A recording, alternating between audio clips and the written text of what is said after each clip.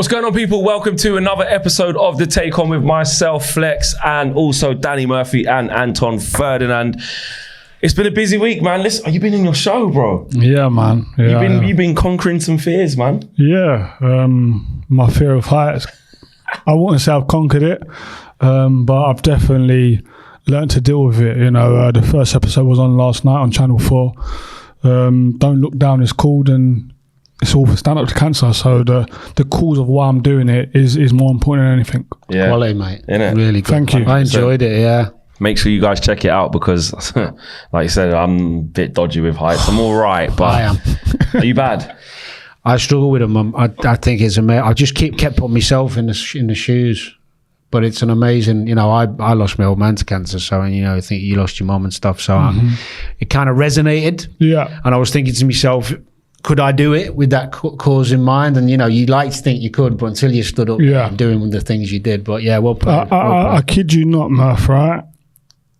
From, obviously, the edit's different in terms of everything that you've done is in the edit because you've had to have done it. But 6 hours from when I was told what I was doing to when I actually jumped. So I had 6 hours to actually negotiate with myself for every reason why I shouldn't do it.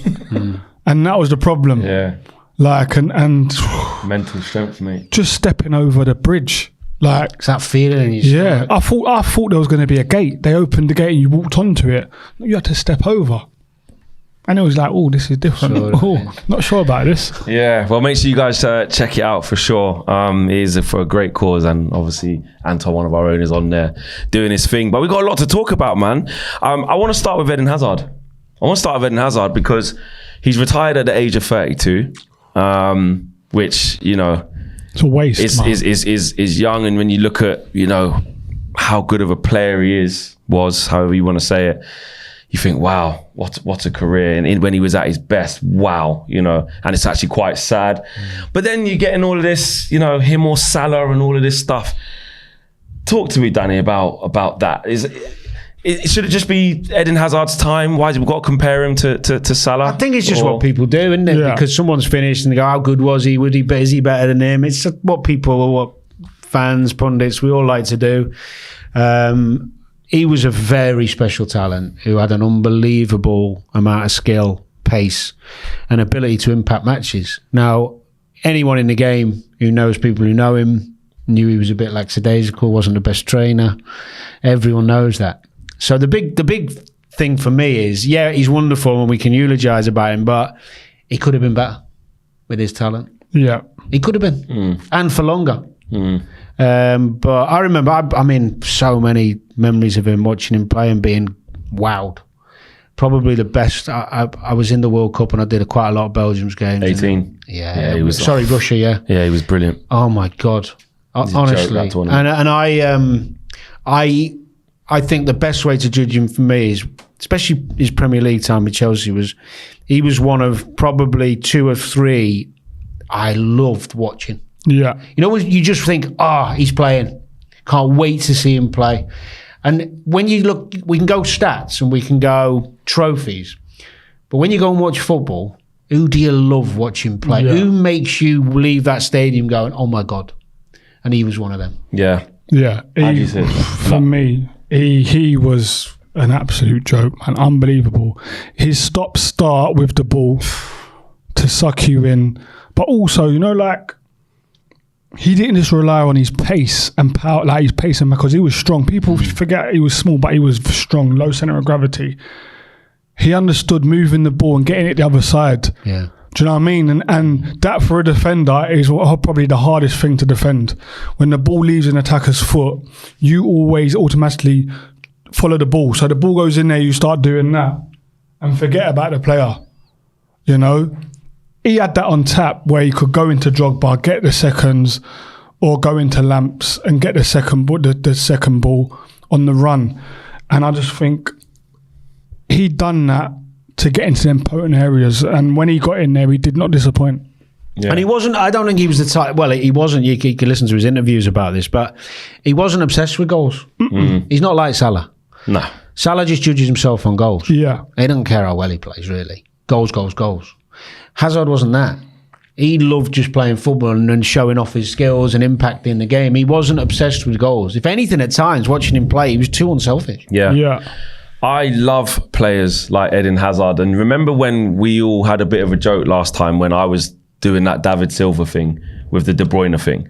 And then we was talking about I was like, yeah, but look at greats like Iniesta who don't put up numbers, or greats like Zidane, or like Ronaldinho and stuff like that. Ronaldinho won't be in a lot of top tables for goals, assists, longevity, by the way. But when you ask people, they say Ronaldinho is the GOAT. Yeah. Same as Ronaldo. Same R9. Same as Zizou. These types of players, right? And I think Eden Hazard. Iniesta's the best example. Iniesta. Numbers wise. You know what I mean? But at least those guys had that real longevity. Ronaldinho's a good one because everyone says, he didn't do it long enough. But even his small sample size, don't matter. No one could do what he done with a football sort of thing in that way. And I think that Eden Hazard falls into, I'm not saying he's as good as Ronaldinho, of course I'm not saying that. But what I'm saying is he falls into a category whereby, let's not get it twisted, what he did in the Premier League era, he's one of the greatest ever players to play in this league. And when you talk about players who get you off your feet, I don't always like the goals and assists increment to measure things. And this is exactly why. Because if we just went purely off that, players like Eden Hazard would just be thrown around like they were just okay players. No, he was world class. Yeah, but people couldn't get near him. And if you're talking about him to Salah as well, of course, like you said, Danny, goals. What Salah's done, it's stupid. But who I would rather pay my money to go and watch, it'd be Eden Hazard. Yeah, but even take away the position. If you said, you look at forward players and impact, Harry Kane, for example. Someone like that, I'd rather watch Hazard play. Exactly. 100%. But if you said to me, would you rather have in your team every week? Yeah. I'd say Harry Kane. But Hazard makes people happy who love watching football. And that's something that can't be underestimated. And I think most Chelsea fans, well, I'm talking on behalf of them and I shouldn't be, but my understanding with Chelsea, a few Chelsea fans I've heard speak since he retired, was that he jumps to near the top of their list of players they loved and remembered watching. Yeah. Not who they necessarily think was their biggest impact. Yeah. Because what Lampard did at Chelsea, Hazard's nowhere near. Yeah, of course. But you'd rather watch Hazard. Yeah. I just think I'd love to hear him do an interview in 5, 6, 7, 8 years' time. He might regret, because he might regret this, and it would be interesting to know whether actually the move to Madrid. He said you must listen to yourself and say stop at the right time, though. You guys have obviously been through that period. I get listening to your body, had a lot of injuries. He probably thought he can't get back to that Eden Hazard at Chelsea. Potentially. But I just think, for me, I retired at 34. The game retired me. I didn't retire from the game. Same here, really. The game retired me. I was hanging on. And I struggled with that. Yeah. I didn't retire on my terms. Right, okay. Does it feel like he is? Yeah, so it might, but I think it's a lazy decision. I think it's. Well, you think he could have maybe found something in him and get. Well, if you get physically the best you can be, even if you've maybe lost 5%, 10% of that amazing sharpness he had, he's still going to be a hell of a player somewhere, and he's going to benefit those around him and a team where he may be a team he started out with, wherever. He'll enjoy it. Yeah. And he doesn't know now because he's got so used to not playing, he's got comfortable. Yeah. And he's not worried about dough. And so I understand that from a financial or a motivation, he thinks, I haven't got it in me. And you don't know till later when you can't play and the options are all gone, how silly a decision that might be. Now, he might be happy forevermore. Yeah. He might not think, but I wouldn't put a percentage on it, but it'd be high of players I've spoken to who all wish they'd have played a bit longer. Yeah. And then but I just think in terms of his stint at Real Madrid, I'd love to, in 5 to 8 years' time, him speak about it and be honest about it in terms of how did he feel. I think he might do it soon. Do you think he could have done better? Is there things that he could have done better to try and get out on the pitch more than he did? And obviously going to the Galacticos, going to Real Madrid and being that marquee signing and not fulfilling what you was there to do, will that weigh down on him? I do think it's sad. Where would he be one of Chelsea's greatest players? Absolutely. Without a doubt. Yeah? Without a doubt. Well, what Yes, do you Johnson. think? What Chelsea fans, let us know. Yeah, because let us know. I think he must be Not just- top 5? Easy. It's got Has to be. It's not easy. Well, for me, I'm saying, yeah, okay. Zola, Lampard, Drogba, Robin. People, is he up? I'm having Hazard higher than Drogba. Are you? Yeah. Even though Drogba scored in all the higher than finals. Drogba. Because to me, Wait, Hazard, I'm gonna- because Hazard is a flex. generation, like, the things he was doing with the football, like, No, but we're talking about Didier. Yeah, and listen, when you start doing these conversations, you always said, it feels like you're disrespecting one. Yeah. Love Drogba. Oh my days! I think you need to And like you explain said, yourself. you played against him, and you say this. I'd love to see you try to play against Hazard in your time. No, I get that. Yeah, I need an explanation because for me that's a bad take. Why? Why is that a bad take?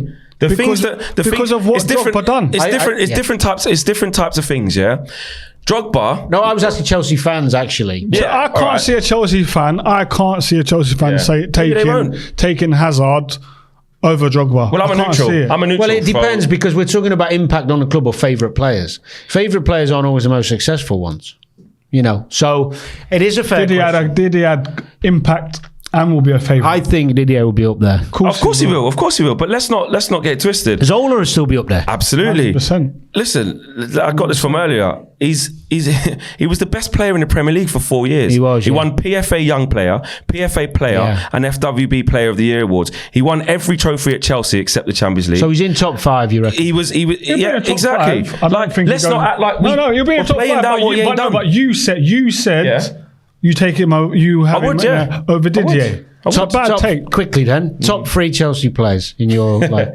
Well, now then I'm saying that I'll put Drogba 4th. Then yeah. So obviously, who's Lampard, your top 3? Obviously, it's got to be Lampard and Terry.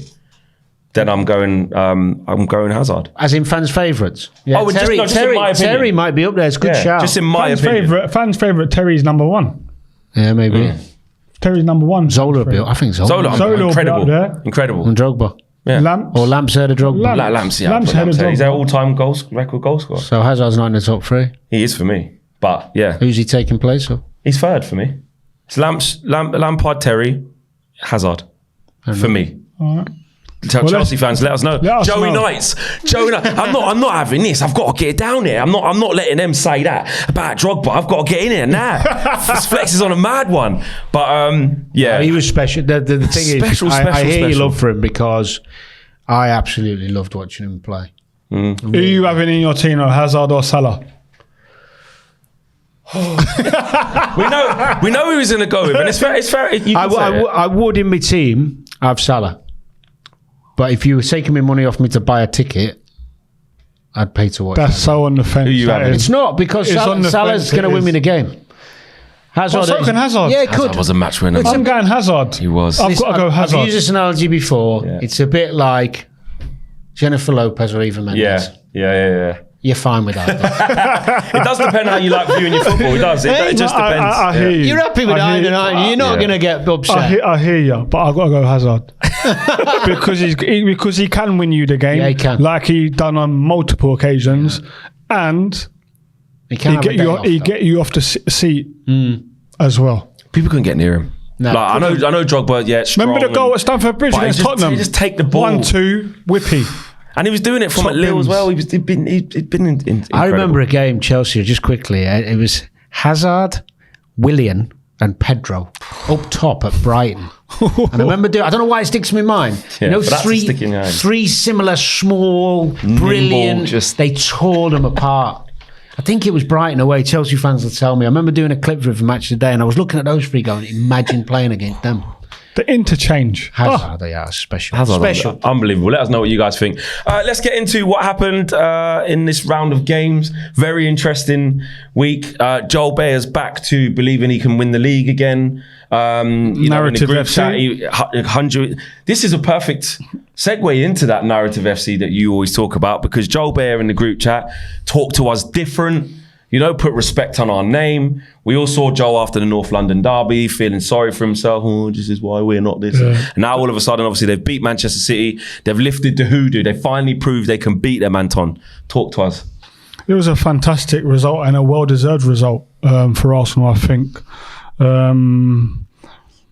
is it still going to be hard for them 100%? Or even though they beat Man City, forget, Man City turn up in January. And when they're really on it, you know, and I say this, what I said last year, it's the same principles are that Man City are used to getting 90 plus points per season. Arsenal ain't. No. You know? And I think, got to think, Man City have got key players coming back. They've got key players that ain't playing. They've got key players coming back. Yes, Arsenal have had injuries, get it, but the core of their team hasn't changed. Whereas Man City's core of their team keeps changing at the moment. And when your spine keeps changing, always going to have problems. Yeah. Always. You know, but fair play to Arsenal. I think Declan Rice is a massive change for them, a massive coup for them. 7-8s every week. People spoke about him, about the price tag and about how he don't pass forward enough to play for Arsenal or to play for a big club. So what he does in terms of putting fires out before fires start, or if they are about to start, he's on them. But also what he is doing with the ball, because yes, he plays sideways a lot, but he's also starting to play them through passes that you didn't see as much at West Ham, and that's because of the team that he's playing in and the manager that he's playing under. You know, and I told a lot of Arsenal fans before they got him, or when they got him, you don't realise what you've got yet. And every one of them has said, do you know what, you were right. I did, I guess, to be honest, didn't have any inside info, but I thought he'd play either Jorginho or Partey and let Rice go a little bit ahead for the press. Because when Rodri's not there, I know he plays three, if you like, midfielders in there, Pep. But when Rodri's not in there, by releasing Declan, you've got a better press than you would have if you had Havertz or whoever else in there. And also, when they're under the cosh, if they were at any point, which they weren't really, he could drop in with Jorginho. I know Partey came on later. And I thought it was a great little bit of move from Arteta, because it gave City respect. It wasn't, we're going to go toe for toe with you. I know nobody expected that City formation, that personnel, if you like. The other thing, and I said it before the game when I did my piece, is that it makes perfect sense to have Jesus on the right, because you know he does the work that way, going back. He knows he'd be up for it anyway because it's City, and he's still a goal threat from the right because he scored for City. And I think the biggest thing about it, although it wasn't the best game, it was a bit scrappy, Arsenal gave City respect that I hadn't seen them given before. Well, I tell a lie. They did in the Charity Shield. And they got a result by penalties, I think it was, if I remember. Last season, they kind of went, this is how we play. And we're going to go with it. And they got done. And I think to make that step, it's picking those games where you go, it's like going to Anfield. And when Liverpool are playing, you've got to give them respect. Because they can do anyone there. We've seen it a million times. You can't turn up there and think we're just going to go back. Correct. They're going to come for you. So maybe Pep, maybe Arteta, well, he did, maybe, has gone, actually, come on, let's be realistic here. That's a sign of a top manager, though. Yeah. It felt, I watched the game and it felt like both teams were kind of not going for it. Both teams were a bit cagey and probably didn't want to lose. Which was more understandable for Arsenal. 100%. And I think with City, I think it shows, listen, we'll be very naive to suggest that City are in the mud at the minute. What's Pep going to do? There's massive problems. They've poked a bear. Exactly. But in this little period, absolutely, that looked to me that Pep went, if we get out over a draw, it's not the worst. You know, playing Rico Lewis in midfield, you know, it shows clearly what his thoughts are on Calvin Phillips. Brought Mateus Nunes in for big money, didn't start him. Kovacic was under the cosh, should have got sent off. You know, and they were just kind of just happy to just maybe get to a point where you might be able to introduce Doku. He comes on, Zinchenko wins the first duel, so then the crowd are up. Then Arteta realises, actually, let me get Tomiyasu in right now. Then Doku goes over to Ben White's side, gets nutmegged, had a bad time. Do you know what I mean? So Arsenal, I think, deserve massive credit, like you said, not for like playing amazing football and putting City under the cosh. One, for the respect, but two, the concentration. Because actually what would normally happen in this Arsenal side is Gabriel will step up when he shouldn't have stepped up and it's a stupid mistake, or someone runs off the back of Zinchenko and he wasn't looking, or just that one split moment. And I have to say, they defended really well. Don't get me wrong, David Raya could have cost them 2 goals. Really. Do you know what? But other than that, I just want a quick point on this. I get there's a little bit of anxiety and criticism early on when he got closed down and stuff like that. But I didn't hear anyone once talk about, and this was, Arsenal wasn't just nervy because of Raya, right? They were all a bit nervy to play forward and be progressive on the ball. Yeah. Exactly. The amount of times he played out and then it ended up back at him when you could see he was going to get pressed. Yeah. And they didn't even, on 2 occasions where he got closed down fast, especially the one where Alvarez and he scored, they've not even passed it back to him so he can kick it one touch. He's got to take a touch. Nobody was talking about I wouldn't say it's irresponsible, but the lack of courage from the players in the back line to actually, once they've played out, make a pass forward. Don't keep coming back. Yeah. So he got rightly some criticism for his anxiety, but not anxiety, but his nonchalance, if you like. Yeah, whatever. Yeah, he was nervous. But they were all at it as well. They were. You know, in the first 25, half an hour even of that game, Arsenal weren't as confident as they normally are. So it's a group thing. And I was pleased that Arteta stuck up for him after. 100%. Not that I like Ramsdale, by the way. They're saying I'm not trying to stick up a raid against Ramsdale. It's not like that. But throwing all the criticism on the keeper when actually it was a collective thing. And Arteta's asked him to take your touch. Are you going long? And he still did it. And some of his passing in the second half, by the way. That shows courage. That shows courage and shows what type of mental capacity that he's got. To be able to start that way in a massive, massive game at home in front of your fans and then still take the ball after and still make better decisions and go, okay, I've made the wrong decision there. I'm going to make sure I don't do it again. And still zing it about. That's a sign of a top player. Is Martinelli a game changer? Just by having him on the pitch, is he the sort of player that will make Walker go, right, okay. Man scored obviously the goal, Walker's amazing, but he's going to engage way more, isn't he? Pure pace and somebody who can score. And directness. He's so direct. He just doesn't stop. He is an old school winger where I'm just going to get the ball and I'm going to be direct. It's really refreshing. Even off the ball, the runs that he makes off of the ball, they're to hurt you. You know, Walker is one of the best 1v1 defenders, if not the best one-on-one defender, right? As a fullback. He's pocketed Mbappe, Vinicius, Neymar. This guy runs off the ball. Martinelli runs without the ball. You see what happened for the goal? Which is different. Walker, is it tucked in? You know, for that space where Tomiyasu goes in, he sees it's Martinelli out there because Partey's on the ball and he thinks, I'm going to have to get over. Yeah, so he goes back, and if it was to anyone else, no disrespect to him, he's leaving them. Leaves them. Yeah.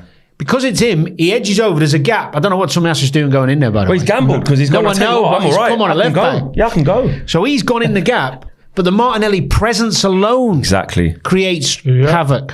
He's brilliant. He didn't beat Walker 1v1 to score. No. But him being there, dragged Walker across, ball in. Yeah. And that's the presence of pace. Yeah. And one last player I will say, because again, we laugh at Joel, we do the banter thing, you know, now obviously, but it's important to call it how we see it. William Saliba, man. Well, it didn't have much to do, to be fair. Just him in general. Yeah. Like, just how he's just been. You know, when people gas up a player before, because Arsenal fans do this a lot as well. He's going to be this, he's going to be that. He's proper. Yeah, he's proper. I still don't think if he's fit last year, they win the league. I still think. No, I wouldn't say that. There was more. No, they might win another game or two. Yeah. It wasn't that. That's the mentality around the whole squad. But he himself, he's tops. Is unbelievable. And actually, you look at how they've managed him, putting him on all them loans, bringing him in at the right time, and what he's gone on to do in that short space of time, with how young he is. Yeah, he's frightening. He's got the potential to go down as a great. Yes. If his longevity within Arsenal in the Premier League, fitness, all and stays, he has got the potential to be in the conversation of the tops. Yeah, absolutely. He does remind me a bit of Rio. He does. He ain't got what Rio got on the ball, I don't think, personally. No. Well, he's not bad. He's good on the ball. I'm not saying not good. He's good on the ball. Very good on the ball. He's very, very good on the ball. He doesn't come out the same kind. I know exactly. What you mean. You know, you don't start attacks. But he's a different type to, like, I know John Stones. Like Rio was saying, like John Stones is the best in the league. Yeah, he's a different type to John Stones. When he has a bit of everything. If you want to go to combat, you want to go to war, you ain't getting past. I'm robust. I'm quick. If you want me to sort my feet out and get out of a little situation and come out with the ball, pass it into midfield, Rio-esque, I can do a bit of that. You want me to be tough and win things in the air? I'll give it a bit of that. Want me to go shoulder to shoulder with Haaland when he gets going? I think I'll give it a bit of that. He's got a bit of everything. I think he's tops. And if he stays fit, makes a hell of a difference. He will be spoken about. Massive. Like the way Virgil's been spoken about. He's so calm. That's all I want. He never looks bothered. Never looks I mean, in a nice way. Yeah. Everything's going on, and his thinking's clear. And you look at Raphael Varane retiring from French international football. Oh, and you think United should try and get... There you go. No. Well, I would have him. But you see what it is? Have him. But then that's your predecessor. That's him there for the next 10 years. But you know Murph, innit? When you're playing, temperament in these games are the most important thing. Yeah. Temperament, because everything's going 100 miles an hour around you, your temperament has to stay calm. You have to stay calm. And that's one thing that he does have. Gabriel is the other way to him. You see Gabriel without him, is sometimes he's been good recently though. He's been really good. He gets the unfair. He left him out beginning of the season. Yeah, exactly. Because sometimes there's a bit of a mistake in him sometimes. Of course, but actually he's improved. But what he's saying, because I think because Saliba is that calming influence on him. I think. Do you know what I mean? I think it's like Big Verge, right? When he first started playing with Konate, he struggled a little bit because Konate is not calm like Matip. Yeah. Do you know what I mean? Sometimes you need that calming influence because if you're not playing with someone who's calm, sometimes it can rattle you. It's a fact, it happens. Yeah. Whether you're calm or not, sometimes someone else's experience and how they're being affects you. Happens. No, he looks really. But he looks the real deal. He does. Arsenal fans, let us know how you're feeling. I think we know how you're feeling. But let us know about your chances of winning the league. How do you feel? Getting over that mental block. Arteta was talking about, Arsenal players have spoken about, and now you finally have beaten City. What are you looking for from your team now? Simple question, Danny. Can Tottenham win the league? No. No chance? One game a week, plus FA Cup maybe. But I think their best 11... if they stayed fit the whole season, would give them a great chance of being close. Yeah. Because they're playing with such confidence. My worry for them is one of the two centre-halves. I'm not sure whoever comes in, because those two have formed this great partnership, by the way. What a signing he's been. Romero looks like complete control of himself. And I think Maddison's huge to them. I think if you lose Maddison 4 weeks, 5 weeks, the creativity's not quite the same. He's a genius. But AFCON coming up, they'll lose Sarr, they'll lose Basuma during that time. Exactly. Asia Cup, so in terms of winning the league, I would just say the depth might let them down a little bit in those big moments. But what a start to the season. Great to watch. Definite identity. You can see what they're trying to do with the ball, without the ball. Fans are happy. Players are playing with confidence. I really enjoy watching them play, and I haven't said that about Tottenham for about 5 years. So, all good, really. I think we did some at the weekend on Match of the Day, which I think every club who's ever started this way after this amount of games has got in the top 4. Or maybe one hasn't. So, like 20 out of 29. Probably Man United. Probably. And 11 have won the title. Wow. On James Maddison, can we just quickly on James Maddison? He's the first player to provide 5 assists and has created more chances than any other player in the league this year. No player has provided more assists away from home since the start of the season than James Maddison. Start of last season, than James Maddison with 10. Where do you rank him amongst the elite with his creativity? Bruno, Odegaard, Kevin De Bruyne, with how he impacts the game. I think he's up there with all of them in terms of his ability to create and make chances. I think the only question mark over Maddison, which he seems to be doing pretty damn well at the beginning of this season, I have to say, is defensive duties. Mm-hmm. Getting about, he's back. Yeah, does he press with real intent, or is it a bit more gestured? When it's tight and hard and things aren't going, he brings him off a lot. And Leicester did as well. Last in the games. Like Odegaard, I very rarely see him come off, and he's still pressing at the end, fit as well as the creativity. Yeah, of course. Yeah. So that's the only little bit I'd say with Maddison. But in terms of creativity, opening up a defence, finding a bit of space when no one can. I'd like to see him score a few more with his ability, but he does chip in. But in terms, he's got to be in the conversation with all of those you just mentioned. How do you think? I think he's in the conversation with creativity. Yeah. Do I think Tottenham win the league? Nope, I don't. Would they have a good season? Yes. The manager's got them playing the way that he wants them to play. He's got key players playing for the shirt rather than the name on the back of it, which has been a lot of Tottenham's problems over the last few years. They've had a lot of players come to the club who don't graft, don't want to fight for the football club. And I know that from speaking to a lot of the fans that I know. My in-laws, they're Tottenham, so and go to every game, so I hear that a lot. But in terms of Jay Maddison, I think what he's done this season for Tottenham tells you everything about him. To go and take the 10 shirt after arguably big balls, one of Tottenham's greatest ever big players, balls, massive. You know, and actually go in there and say, "I want it." Not. He's the type of personality for that as well. He enjoys his football, doesn't he? He loves it. That's what I love. I love watching him play because he looks like he enjoys every minute of it. What about what he said the other week when he played about Saka? Oh, brilliant! I love all that. I love. Must have been doing it when I twisted him up for the goal. No, but I love all that. And he's right as well, because I love all that. I love all that though. But it tells you the type of person that he is. Yeah. No, he's been a great sign. What was he, 40 mil? Yeah. Just looking That could be if they have an unbelievable season. By the way, for how much they paid for him, for what his numbers, it could be up there as one of the best buys of the season. Yeah, exactly.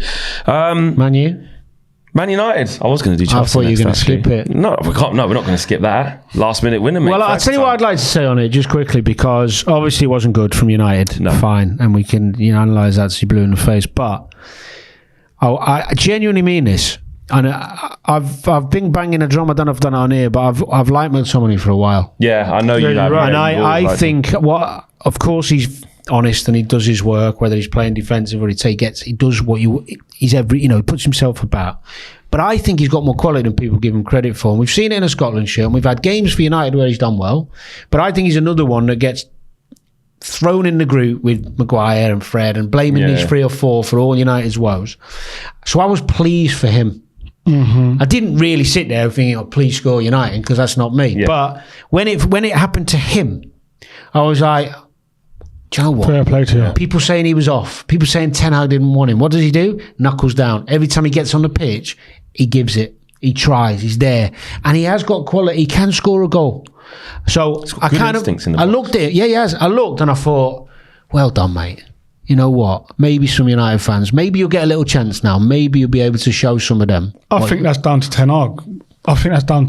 Whether he'll get chances. He's done all that he can now. Yeah. I've come in. I've saved you from getting more heat. Massive heat. Yeah, by the way. Did you stay till the end? Of course I did. Oh, yeah, I've seen that clip, yeah. Like... thought you'd won the World Cup. What was it? The 0-0? Was it the 0-0 in front of the Kop against West Brom? Was it that? Which one was it? I don't know. Did you lose that one? Yeah. Oh, there you go. But I think it's down to Ten Hag now whether, and this is where I speak about Ten Hag's ego a lot, because I think that's one of his biggest problems, is his ego. And for someone that you didn't want, and fair play to McTominay, because we've seen other players like Jadon who have gone the other way. You know, McTominay is knuckled down. So is Maguire, to be fair. Maguire's knuckled got down. An assist. Yeah. Wan-Bissaka knuckled down. Yeah.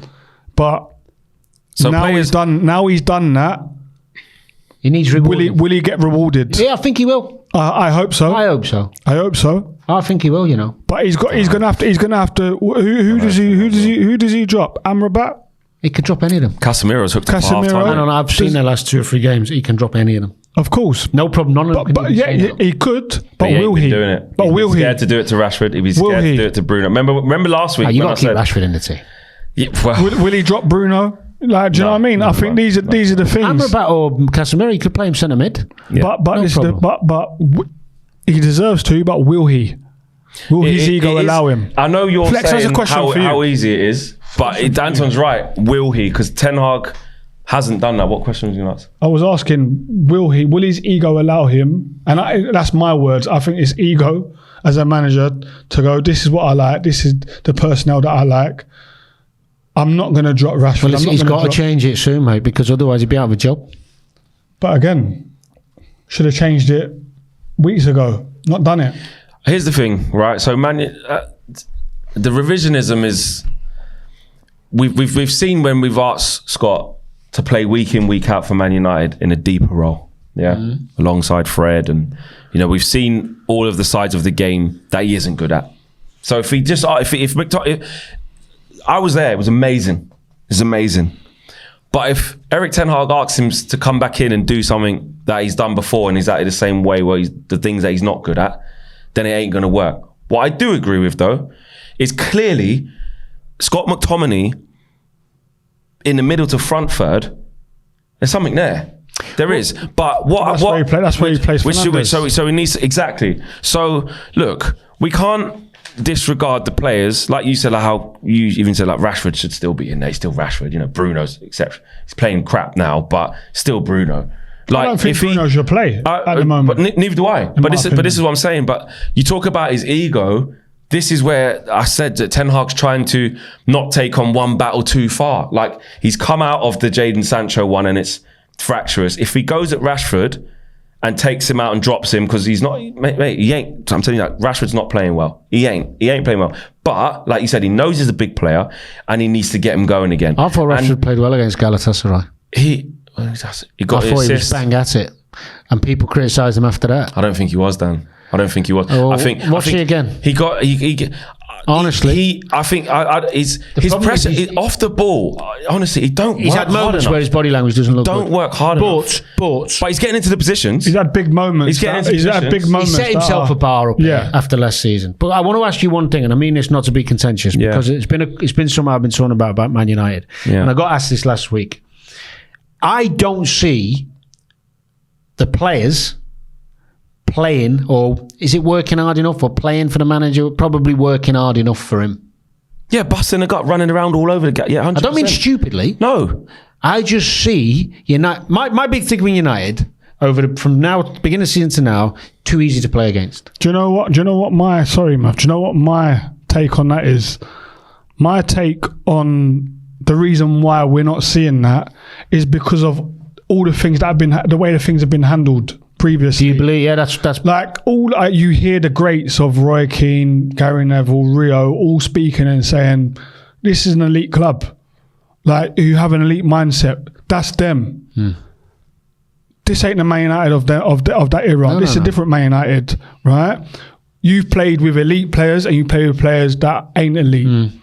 The players that are elite, when the going gets tough, the elite mindset comes out. Yeah.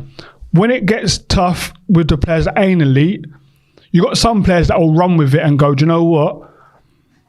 I'm going to dig deep. But you got some players that ain't elite that will go, and there's a lot of them, by the way. I'm not afraid to say, I'm not going to say who, but there's a lot of players that I've played with who, when it gets tough or the manager does something to somebody else, they will down tools. They will, and this is where Man United's at. Because they don't have that elite mindset or that elite player anymore. What you're saying, yeah. So what you're saying is they aren't working as hard as they should be because some of them are annoyed at the manager. 100%. But you know what? Do you believe that? Yeah. 100%. I can, because you're on the inside. But you know what? Do you know what? What I will say is that is part of the collateral of rebuilding something that's rotten. Is he too tough? Up. No, I don't think he is too tough. I think there's this. I think what we're doing is mollycoddling some of these players, right? At the end of the day, right? So it's basically what you're saying is you've got to get through this to get to the next. Exactly that. This is part of it. When Arteta was coming to Arsenal, Aubameyang was the biggest player at the football club. See you later. You've turned out late. Big ego. Get out. Could have gone the other way. Could have gone the other way. If that didn't work out, he had to do it. Ozil, the situation, he had to get rid. Players like David Luiz, big influences on the dressing room. It has to happen. Man United need to raise the standards. It was in June or the summer when we'd gone, you know what? He's made a choice to get rid of Ronaldo. Man United went on to finish third and get a trophy in his first season. And let's have it right. He didn't kick Ronaldo out the door. No. I know we can say he chose, like, you maybe bring him on for a minute, maybe disrespectful, he went and sat with Piers Morgan and wanted his contract thing. Yes. Jadon Sancho has come out. Jadon Sancho has come out and done that, and to get reintegrated back in needs to say sorry. And his delivery, not saying sorry. Probably wants to get out, mate. Listen, these are the players' actions. I'm not disputing that, but things have happened to get it to that point. That could have been dealt with differently. And there's this thing like with but the more important thing is all the stuff going on we can talk about and we have done. Is the situation, is Anton right? Yeah. I see a team that don't work hard enough. Yes, right? I do agree with that. But is that because the players' mentality in themselves, like elite players, winners or not, or is it because they're not as in with the manager as they should be? Bit of both, Danny. Bit of both. And you know why? Because I've seen them do that to Oli. I've seen them do that to Jose. Yeah. I've seen some of these same players just not have it in them. Roy Keane said the Leopards won't change their spots. He said these will get you sacked. He said that about a year and a half ago. But this is the thing. Some of the same players will do it. He I heard knows that before I got divorced. But he knows that because he's now a manager. Roy Keane as a player would never have said that because he would have grabbed you by the scruff of the neck. Yeah, but Man United don't have them characters. Exactly. So, but you've got to build. You've got to hold them accountable. And if that means ruffling a few feathers where they're in the change room going, can't believe you're not playing instead of Anthony. Even that Anthony thing, Anthony's been rubbish. But I tell you now as a Man United fan, right, I've watched Jadon when he's been playing. He ain't done anything.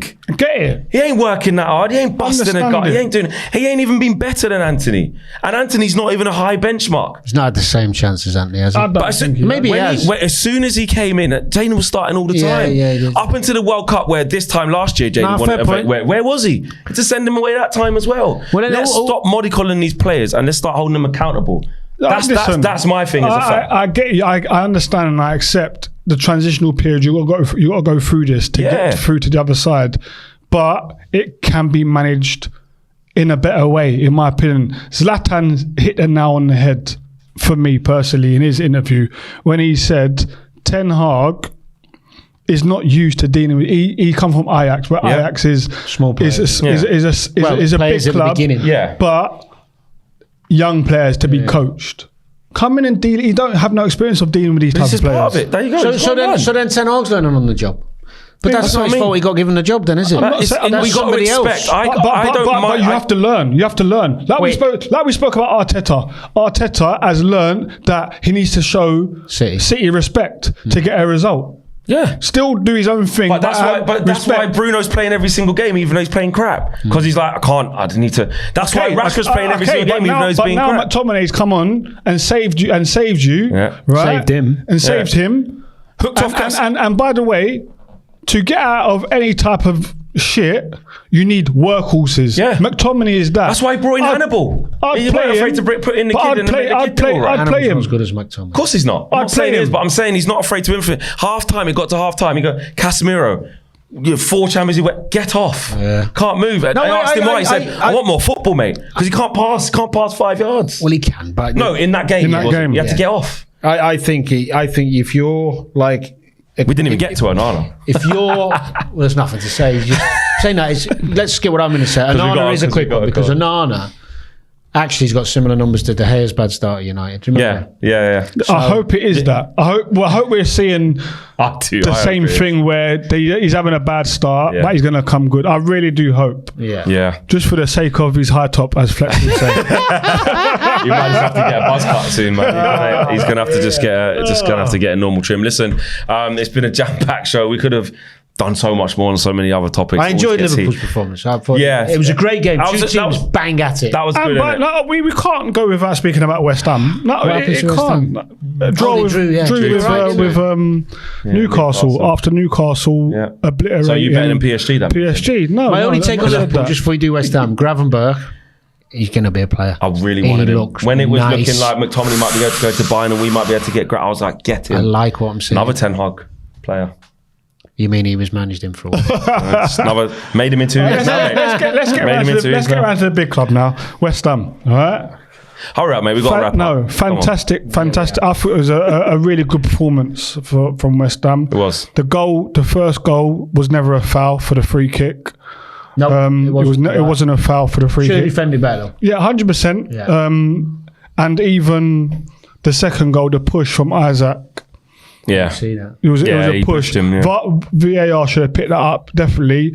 Defenders should be stronger and go and clear and go and deal with it 100%. But when you do get pushed like that, in this day and age, players are expecting VAR to pick that up. So I get why it wasn't one of those where, when someone touches you, you do that because you think VAR's going to pick it up anyway.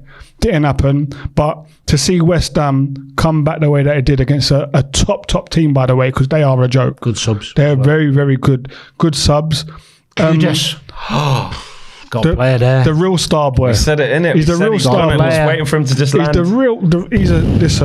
This boy is good. You see his first touch, what he did? Oh, Come out the air. Instead of just ending it on, he Yes. went. Plucked it. yeah. Easy. Do you know what? Oh, When I interviewed him, when he first signed, and he just said, "I'm here to entertain." I was good, like, man. "Wow." like you on this show. Exactly. But like, I swear It's to not a you. surprise, but Jarrod Bowen, new deal. Oh, you know. brilliant. Yeah. What the club have done, I've learnt from Declan's situation. Yeah. And that's fantastic for me. And kudos to the owners. Kudos. Wee, I like it. Hey. He didn't even know he'd done it. Don't watch the pun. Don't watch the He pun. didn't have a clue. When it came out, you know. But yeah, kudos to them for learning from the situation and getting him tied up on a long-term deal, because he is the face of West Ham now. Let's make no mistake about it. He is. When we talk West Ham, you talk Jarrod Bowen. Yeah. You know, so to get him tied up is Paqueta. fantastic for the club. Paqueta's a joke. Brilliant. Seriously. It's like he didn't get the move to City. No, It's like he's he's come a out of that joke. bubble a little Back bit on. more. And a lot of, by the way, a lot of South Americans would now down tools, by the way. No, it's been brilliant. He's been he's gone the other way. He's been a joke. He's been What's that unbelievable. move in January when you got to sell him then? No. City ain't I'll been tell you where he struggling, ain't you know what I coming mean? now. I'll tell you where he ain't There you going. go, Man United. Man United. Yeah, exactly. We've got Bruno, mate. Don't need him. Let's leave, bro. Smash He's the like better. on this He's video. better. Here we go. He's I can't better. wait to play you. Give us your take. Paqueta or Fernandes? Give us your take. Anton just being happy for a few bits, or do you think he's gonna want Moyes out again as soon as you lose a couple? Yeah, is that what it's gonna be? He deserves to stay. Smash the like on this video. Make sure you guys subscribe to 5. We'll see you guys on the next show. Take care, guys. Peace.